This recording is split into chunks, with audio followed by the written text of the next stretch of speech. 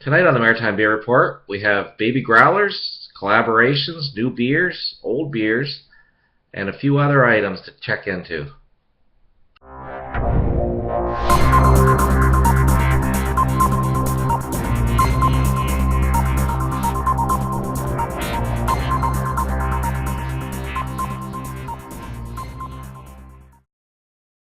Hello and welcome to the Maritime Beer Report for September the 12th.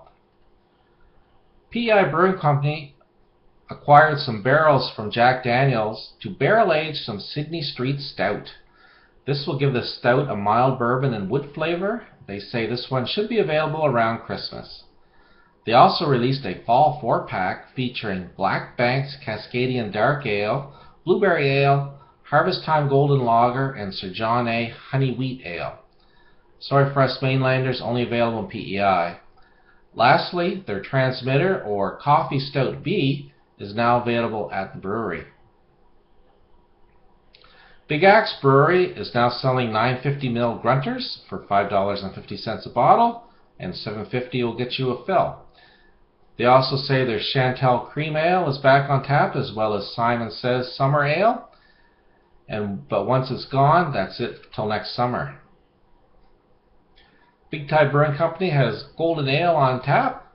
It's a 5% ABV and uses 2-row Munich and Vienna malt and a bit of caramunich.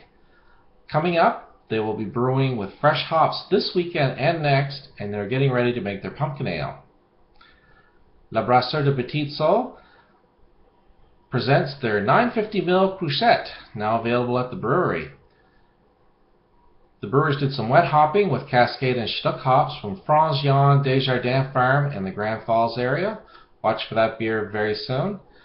Speaking of watching for beer, their distribution through ANBL continues, with stores in northeast New Brunswick now stocking the beer. Healthy Knot Brewing announces, due to overwhelming popularity of the Ring of Fire beer, they'll be brewing 2 back-to-back batches, so if you miss this one, you're going to get another chance. Hammond River Brewing is brewing a wet hopped harvest ale with their very own hops. They're expecting a 70 IBU, 6.8% ABV beer. More details as I get them. And Picaroons announces that their harvest ales will be returning next week using 100% maritime ingredients, including fresh local hops. More details on that very soon. Red Rover Brewing Company announces that after the success of the Fredericton Farmers Market, they are expanding their refillable bottle locations. Starting this Sunday, they will be available at the Queen Square Farmers Market, a first for St. John. Moving on to Nova Scotia, Boxing Rock Brewing Company and North Brewing Company got together again this year to collaborate on a Mini Hands Pale Ale 2.0. This year will be different though. In addition to using Cascade, Mount Hood, Centennial hops, they harvested from LaHave Natural Farms and over 10 pounds of Schnuck hops from Boxing Rock's own hop plants in the Shelburne area. They used 100 pounds of buttercup squash from LaHave Natural Farm. To round out the beer, they used 2-row pale malt grown in Quebec, Maris Otter, and some kiln amber malt for some beautiful color. They say the buttercup squash comes through very nicely in the beer, and with a great hoppy flavor that can only be had from wet hop harvest beers. They say it'll be around 6.5% ABV, 37 IBUs, and look for this one in the coming weeks. Garrison Brewing got together with Beau's All Natural Brewing last month when they were in town to create a collaboration brew. Sweet Ride Harvest Wheat Ale will be arriving next week at the brewery and private stores, and eventually the NSLC.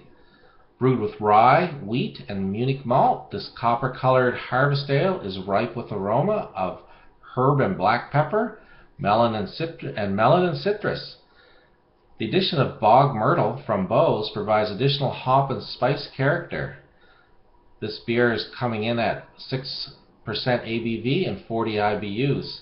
I look forward to trying that.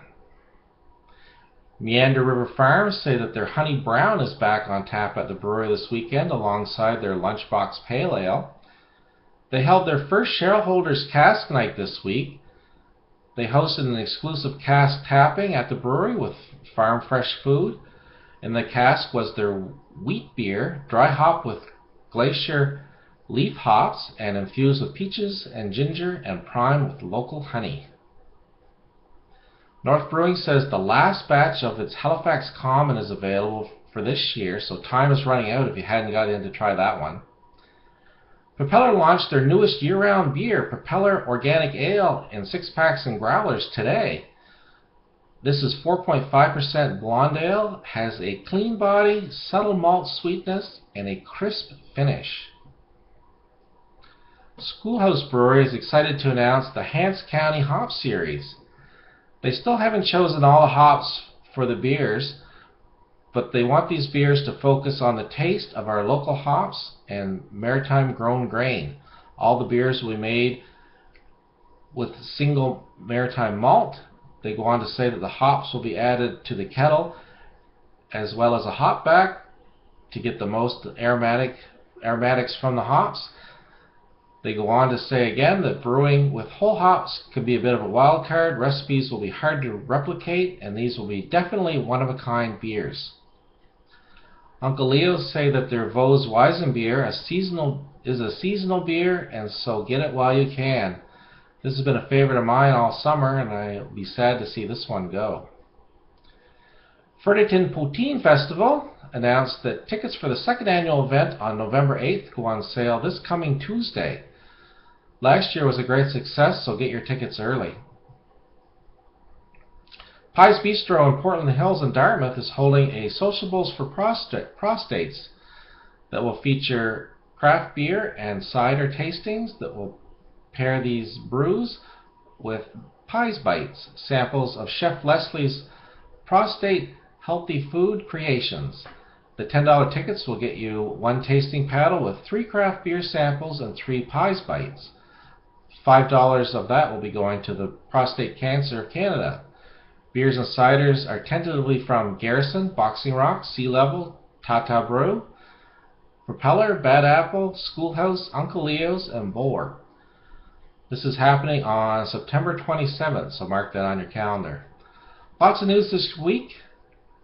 Have a great time whatever you decide to do, and until next time, enjoy responsibly.